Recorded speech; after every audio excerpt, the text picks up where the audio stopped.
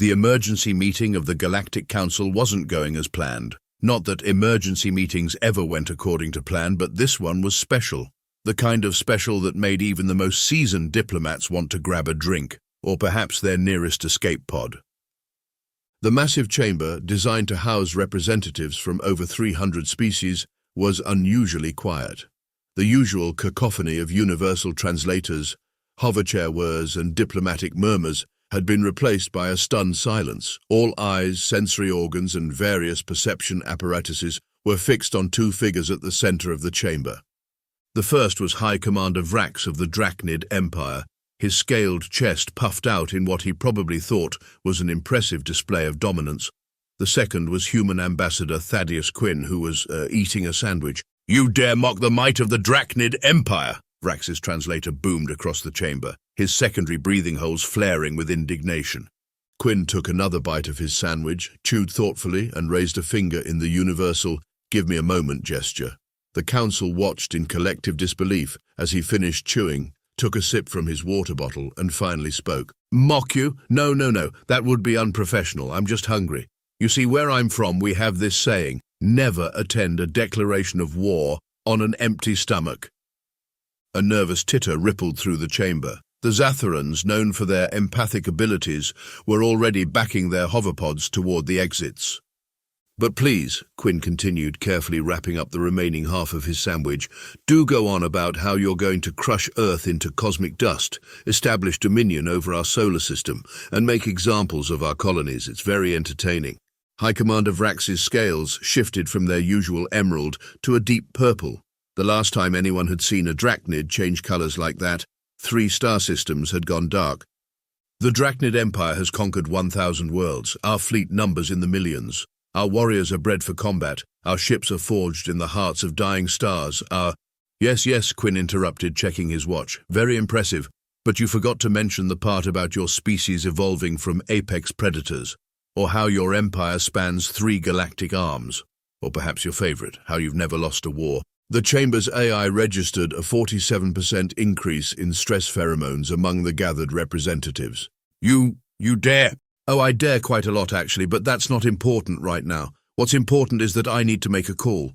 Quinn pulled out his communicator, an antiquated device that made several tech-based species cringe. "You see, I should probably inform our military that you're planning to attack. It's only polite." The Draknid commander slammed his ceremonial staff against the chamber floor, sending reverberations through the ancient metal. "Your planet will burn.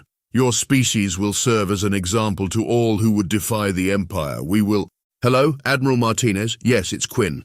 Remember that bet we had about the Draknids? You win. They're going for the whole cosmic dust thing. Yes, complete with color-changing scales and everything. No, they haven't done the honor speech yet. You owe me 20 credits on that one." The council overseer, a typically stoic Moravian, was developing a concerning eye twitch. This was not how declarations of war were supposed to go.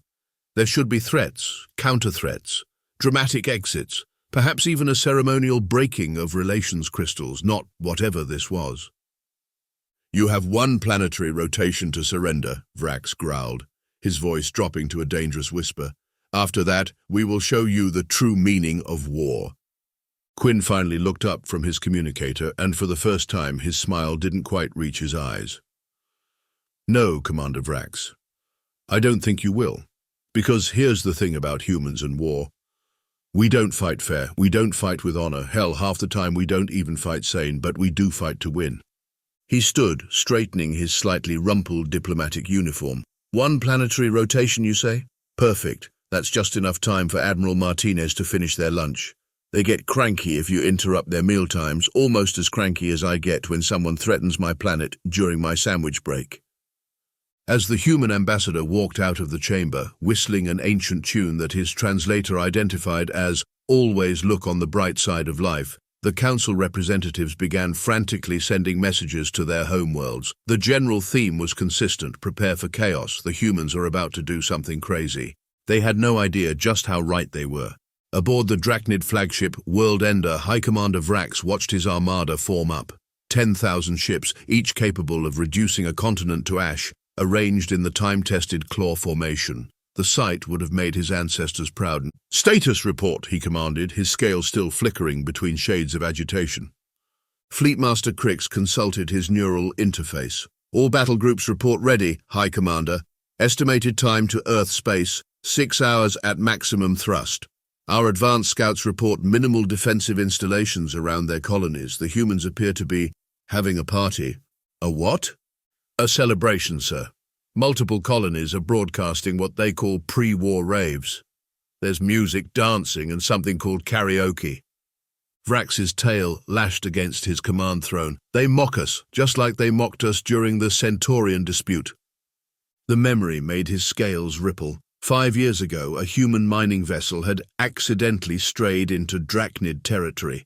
When confronted by a patrol fleet, the humans had responded by broadcasting something called "Never Gonna Give You Up" on all frequencies, while performing illegal maneuvers that somehow impossibly worked. The patrol fleet had returned in disgrace, claiming the humans moved like drunk asteroids having a seizure.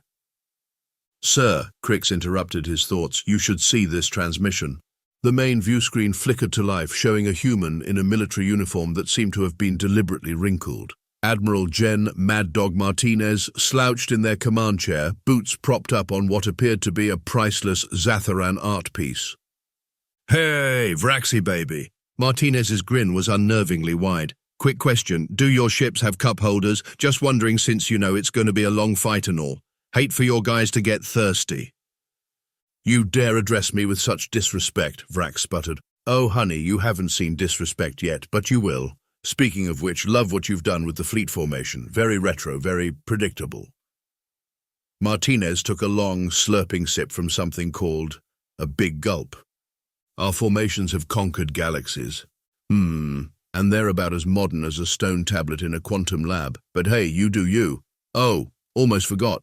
We're having a pool about how long it'll take you to figure out what we did to your targeting systems. Current bet is 3 minutes into the first engagement. I've got 50 credits riding on 2.5. Vrax cut the transmission with a roar. "Battle stations, all ships, advance. We will teach these primitive—" "Sir," Crix's voice cracked with alarm, multiple contacts appearing from behind Pluto's orbit. The tactical display lit up with hundreds of signals, human ships if you could call them that. They looked like they'd been cobbled together from spare parts and painted with what appeared to be flames and shark teeth. Leading them was a vessel that defied classification, part battleship, part freight hauler, and part what seemed to be a mobile entertainment center, judging by the strobe lights pulsing along its hull. "That's impossible," Vrax whispered. "Our intelligence said their fleet was gathered at Earth." "It was," Crix confirmed. "These ships, they're registering as civilian vessels. Mining ships, cargo haulers, pleasure yachts. They've been weaponized." The comm system crackled again. "Surprise!" Martinez's voice sang out. "Remember that party we were having? Funny thing about humans, we're really good at multitasking. You can totally mount a plasma cannon while dancing to Highway to Hell." What followed would be recorded in Draknid military archives as the incident, though some preferred to call it the clusterfuck at Pluto. The human ships moved like no military vessels ever should. They ignored basic physics, basic tactics, and basic sanity. Mining lasers, recalibrated to weapons, started carving smiley faces into Draknid hull plates. Cargo tractors yanked cruisers out of formation. A converted luxury yacht somehow managed to get its artificial gravity generator to create a localized dance party in the middle of the Draknid fleet's left flank. "Status report," Vrax demanded as his perfect formation dissolved into chaos. "Sir, Battle Group 3 reports they're being serenaded." "What?" "The humans hacked their comm systems. They're playing something called Baby Shark on repeat. 3 crews have already requested immediate retirement. Battle Group 7 is—" Crix paused, double-checking his readings. "Sir, they're breakdancing, the whole formation. Someone attached maneuvering thrusters to their ventral hulls while we were distracted by the music." Vrax watched in horror as his mighty armada was reduced to a 3-dimensional game of cosmic pinball. The humans weren't fighting with proper military tactics. They were treating it like some deranged circus performance. "Pull back," he finally ordered. "Emergency retreat to—" "Oh, no you don't." Martinez's ship, now trailing streamers for some reason, appeared on the main screen. "We just got started. You haven't even seen our synchronized swimming routine yet." As the Draknid fleet attempted to disengage, a new wave of human ships emerged from Saturn's rings. where they'd apparently been hiding by having what Martinez called a ring rave. "See, this is why you should always check the sound levels in supposedly empty space," Martinez lectured as their ships encircled the Draknid forces. "You were so focused on looking for military emissions, you completely missed the sick beats we were dropping. Now who's ready for the real party?" Vrax had just enough time to realize that in all of the Draknid Empire's long history of warfare, no one had ever prepared them for an enemy that treated battle like a combination of performance art and a practical joke. The last thing he heard before the second wave hit was Martinez humming something called "Another One Bites the Dust."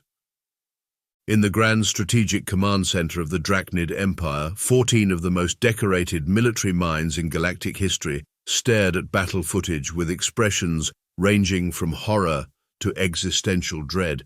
"They're not fighting a war," Fleetmaster Crix whispered, his scales a pale shade of disbelief. "They're throwing a party that happens to include violence." The holographic display showed multiple angles of the disaster at Pluto.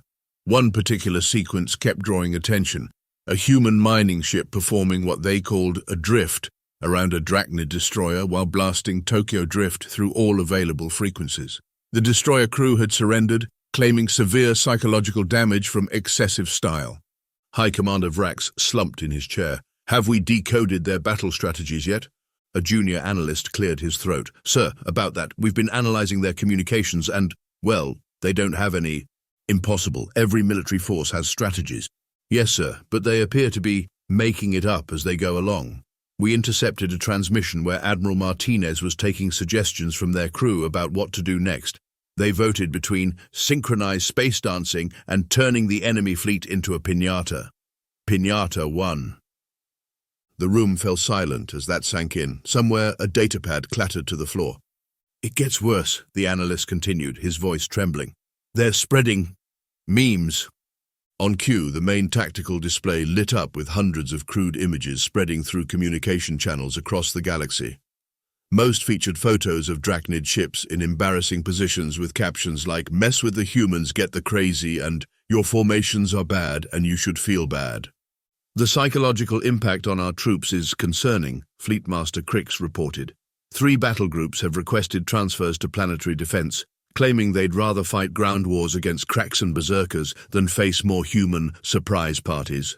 A priority communication interrupted the briefing. The holographic display shifted to show Admiral Martinez, who appeared to be knitting what looked suspiciously like a cozy for a plasma torpedo.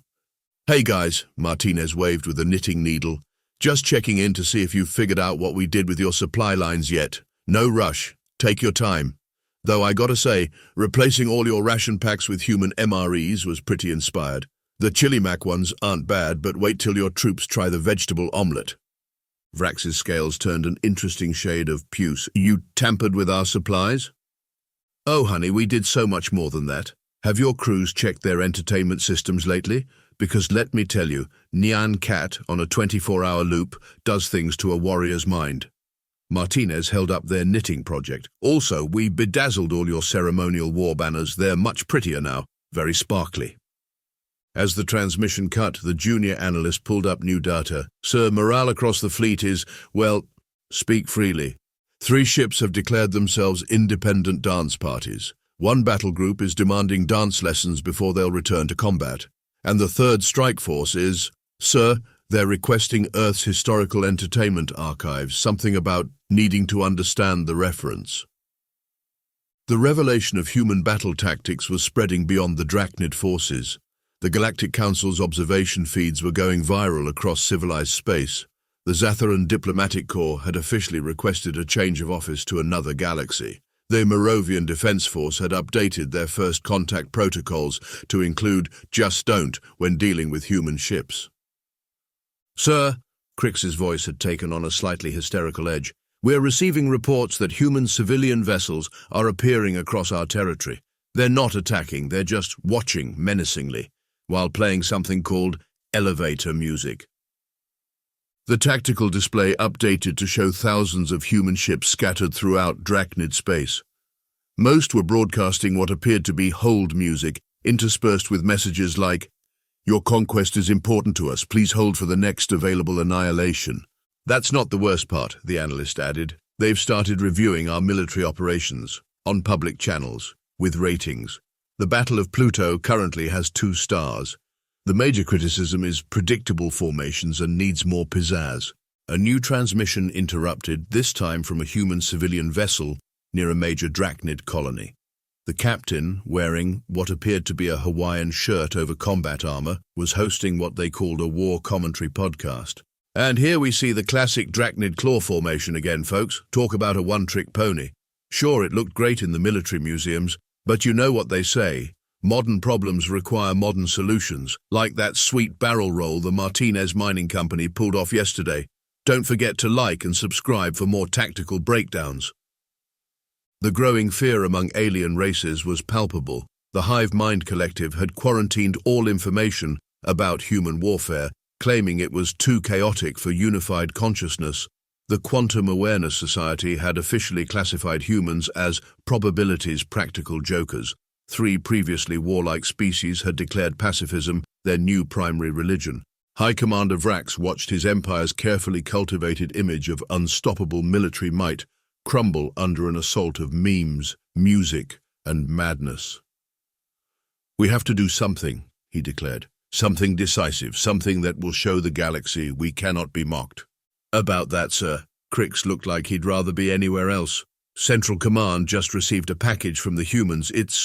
Well, the package contained a single data chip. When activated, it played a video of Admiral Martinez teaching what appeared to be a dance class to Draknid prisoners of war, who were surprisingly enthusiastic about learning something called the electric slide.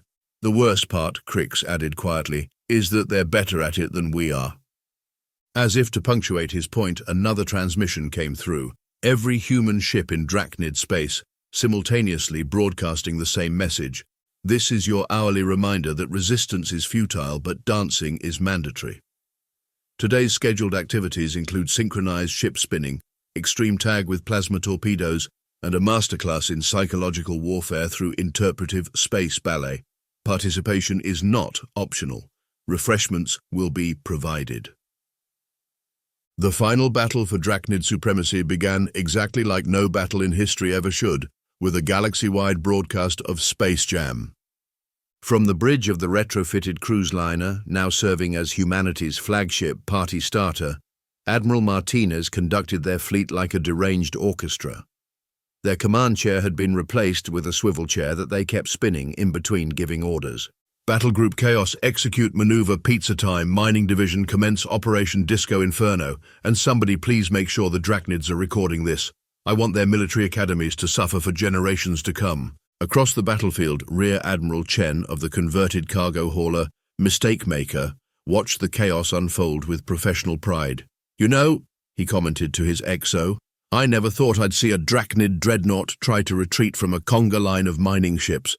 "Sir," his tactical officer interrupted, "the enemy is attempting to form up into their ceremonial death or glory configuration." "Oh, how cute, they're still trying to do formations," Chen grinned. "Deploy the Space Roomba Swarm." Thousands of modified cleaning drones, originally designed to collect space debris, swarmed towards the Draknid fleet. Each one had been painted with a smiley face and equipped with what the engineering department called special modifications, which mostly meant random attachments that made no tactical sense, but looked hilarious. Aboard the Draknid flagship World Ender, High Commander Vrax was having what his medical officer diplomatically called a moment. "What do you mean they're playing duck, duck, goose with our escort ships?" Fleetmaster Crix, whose scales had been stuck in a unique shade of traumatized for 3 days straight, consulted his displays. Apparently, they tag a ship with a low-powered plasma burst, declare it goose, and then chase it until either it joins their fleet or crashes into another ship trying to escape the conga line. "The conga what?" "Don't ask, sir, please don't ask." The tactical display showed what could generously be called a battle, though it looked more like someone had taken every rule of space combat and used them as suggestions for an interpretive dance routine. Human ships darted between Draknid formations, their movements completely unpredictable because they didn't follow any known laws of tactics or, occasionally, physics. A squadron of converted luxury yachts was performing what they called synchronized swimming through the debris field. somehow managing to be both graceful and devastating. "Sir," a sensor operator called out, "we're detecting music from inside our hull." "That's impossible, our hulls are soundproof." "Tell that to the maintenance crews having a dance-off in Section 7. They claim the humans got the beat just right." Back on the party starter, Martinez was reviewing the betting pools. "Okay, who had Draknid ships start spontaneously playing YMCA in the office pool? Because that's oddly specific and I want to know how you knew."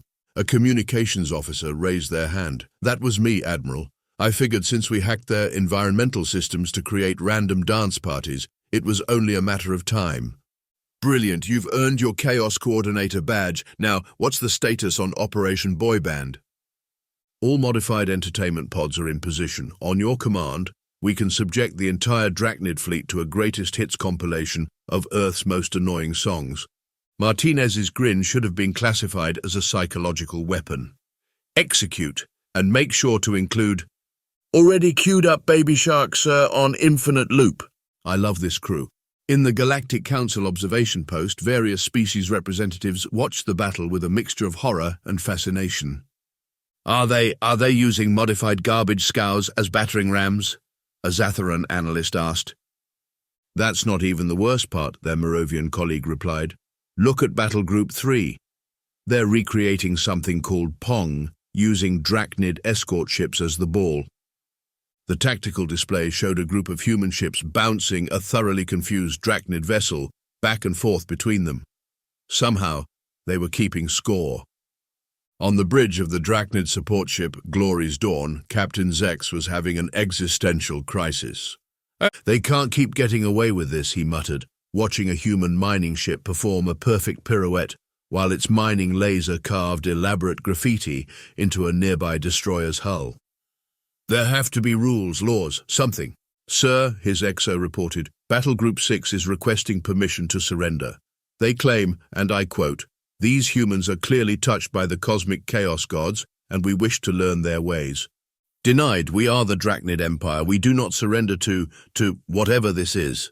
"Sir, with all due respect, the humans just turned Squadron 4 into a conga line. I don't think the Empire's dignity is salvageable at this point." Admiral Martinez was now conducting their fleet using what appeared to be a kazoo as a baton. The party starter's bridge had been decorated with disco balls, and someone had programmed the tactical display to show enemy ships as little frowning emojis. "Status report on Operation Glitterbomb. Massive success, Admiral. 17 Draknid ships are now fabulous in ways their engineers never intended. Also, 3 of them are requesting asylum, claiming they want to learn to party." Martinez nodded sagely. "See, this is why we brought the industrial-sized glitter cannons. Combat is all about style points."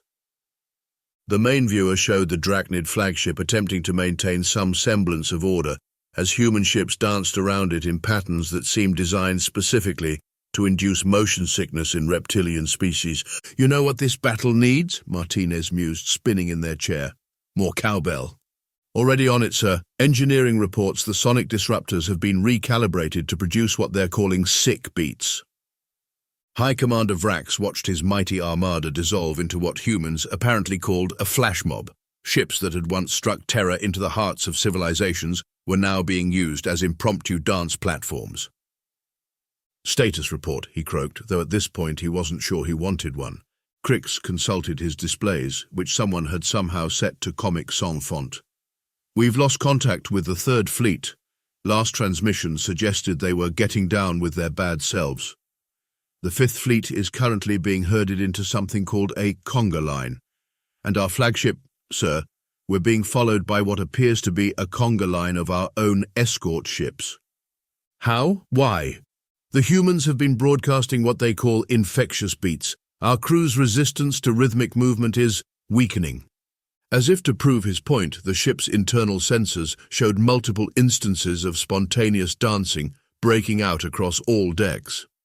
The security feeds looked less like a military vessel, and more like what humans called a rave. "Sir," Crix added, his voice cracking slightly, "Admiral Martinez is requesting a direct communication. They say it's time for the grand finale." The main screen lit up to show Martinez now wearing what appeared to be a party hat over their command cap. "Hey there, scale buddies. Ready to see something really special? "Hit it, crew!" What followed would be struck from most official records as too traumatic for historical documentation.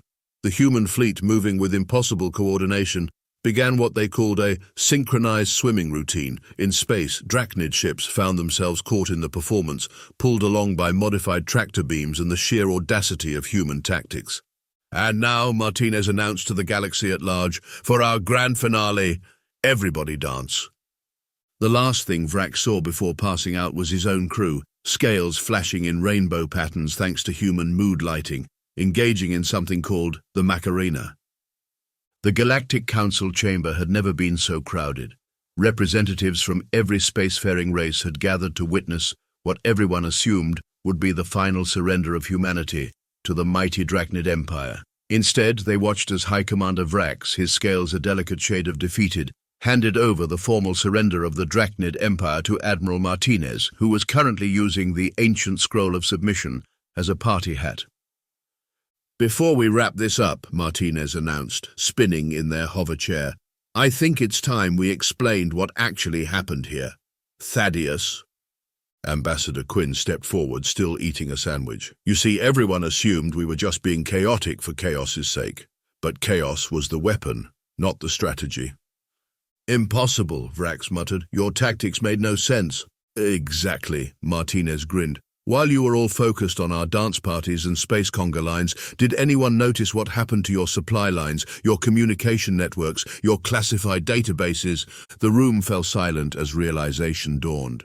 "You see," Quinn continued, "turns out when you're dealing with an empire that's all about rigid formation and perfect order, the best way to hack their systems isn't through brute force, it's through distraction. Every dance party was covering a cyber intrusion. Every conga line was mapping your fleet movements. Even the glitter bombs had purpose. Their metallic composition completely scrambled your short-range sensors." Martinez pulled up a holographic display showing the entirety of Draknid space. "While you were trying to figure out why we were playing Baby Shark on repeat, we had already cracked your entire military network, the dance-offs, perfect cover for infiltration teams, those random civilian ships playing elevator music. Each one was mapping a segment of your defense grid. But the chaos, Vrax's scales were cycling through colors faster than a malfunctioning disco ball, was calculated, planned, and precisely executed," Quinn finished. "Turns out the best way to beat a species that prides itself on military precision is to make them think they're fighting lunatics. You were so busy trying to make sense of our nonsense that you never noticed we were dismantling your empire with surgical precision." The council chamber erupted in shocked murmurs as Martinez activated one final display. Every Draknid military installation, fleet position, and classified facility appeared, completely mapped, analyzed, and vulnerable. "We could have destroyed it all," Martinez said, suddenly serious. "Instead, we chose to make you dance. Because humans understand something that the Draknid Empire forgot. War isn't about who's strongest, it's about who's willing to try the absolutely ridiculous when everyone else is playing by the rules." Vrax looked at his empire's entire military infrastructure, laid bare by a species that had conquered them with party music and choreographed space battles. "We never stood a chance, did we?" "Oh, you did," Martinez brightened. "If you'd just joined the party at the start, this could have been a dance-off instead of a war. Speaking of which," they pressed a button on their chair.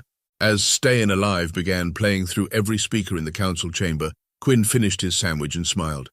"The real question is, anyone up for learning the electric slide? We're offering free lessons as part of the peace treaty." 3 months after what became known as the Great Dance-Off, the galaxy had changed in ways no one could have predicted. The Draknid Empire, once the most feared military force in known space, had rebranded itself as the Draknid Federation of Rhythmic Warfare. Their military academies now included mandatory dance classes. The Galactic Council had been forced to create new regulations specifically prohibiting the use of excessive style in combat situations, though enforcing these rules proved impossible since no one could quite define what excessive style meant. The humans argued that style by definition couldn't be excessive. Ambassador Quinn, still perpetually equipped with a sandwich, watched from his office as a joint human-Draknid fleet performed their weekly synchronized space ballet practice. "You know," he mused to Admiral Martinez, who was teaching a group of alien diplomats something called the robot, "I don't think anyone's noticed the best part yet. Oh, Martinez paused their dance lesson. You mean how we turned the most militant empire in the galaxy into dance enthusiasts? No, the fact that we now have an entire civilization of apex predators who think the best way to solve problems is through dance battles. Do you realize what this means for future conflicts? Martinez's grin could have powered a small star system. You mean how we've basically guaranteed that any future war will have to be more fabulous than the last? Exactly. Peace through mandatory party protocols. It's probably the most devious long-term strategy humans have ever conceived. Across the galaxy, military strategists were burning their old textbooks and enrolling in choreography classes. The Zatharan embassy had replaced their defense systems with disco balls. 3 previously warlike species had unified to create what they called the Intergalactic Dance Coalition. And in deep space, aboard the party starter, a junior communications officer picked up a transmission from a previously unknown aggressive species preparing for invasion. Admiral, they called out, should I initiate first contact protocols? Martinez spun in their chair, already reaching for their lucky kazoo. No, send them our special greeting. You know the one. As Never Gonna Give You Up began broadcasting across all frequencies, Martinez smiled. Some traditions, after all, were worth keeping.